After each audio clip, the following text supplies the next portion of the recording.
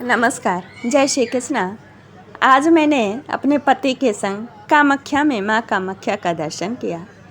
6:15 से लाइन में लगे हम दोनों और करीब करीब 11:45 या 12:30 बजे करीब दर्शन प्राप्त हुआ।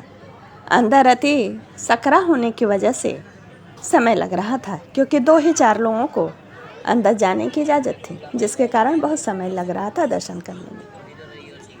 सामने से एक सिंहासन था जो बहुत ही सुंदर भव्य, जिसे आंखें देख सकती हैं, जिह्वा तो वर्णन कर नहीं सकती। दोस्तों, दूसरे प्रकोष्ठ में माँ भगवती, माँ सती का प्रमुख अंग था, जो चुनरी इत्यादि फूल पत्तियों से ढका था।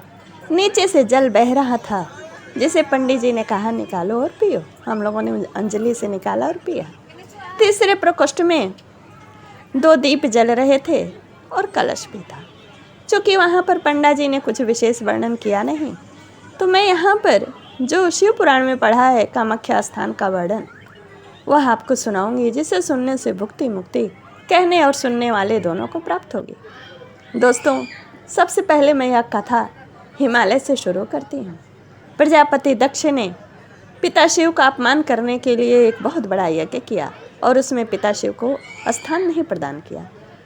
सारी बहनों को जाते देखकर माँ सती कहती हूँ मैं भी जाऊँ, तो पिता शिव कहते हैं कि बुलाया तो नहीं है, जाना तो उचित नहीं है, पर वो हट कर देती हैं। तो वो गणों के साथ भेज देते हैं और वहाँ पर जाती हैं मायके में, तो कोई भी उन्हें स्नेह की दृष्टि नहीं डालता है सिवाय माँ के। और जब ये यज्ञशाला में जाके देखती हैं कि उनके पति का भाग यानी शिव का भाग नहीं, क्रोधित हो जाती हैं।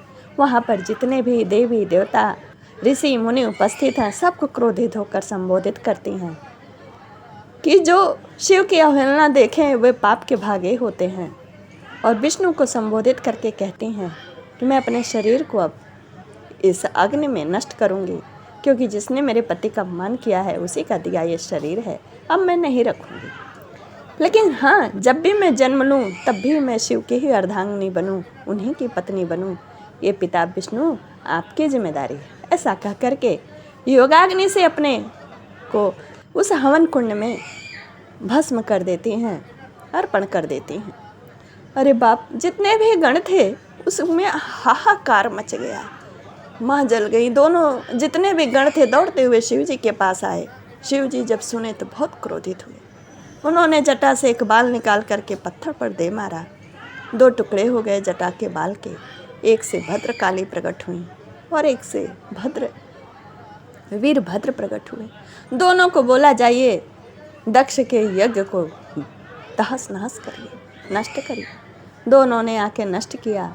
फिर जो दक्ष थे उनके सिर को काटा। फिर जो वहाँ पे पुरोहित थे जिन्होंने संकल्प लिया था उस यज्ञ की, उनके अन्य विनय करने से पिता शिव ने फिर बकरे का सिर काट करके दक्ष के सिर पे लगाया।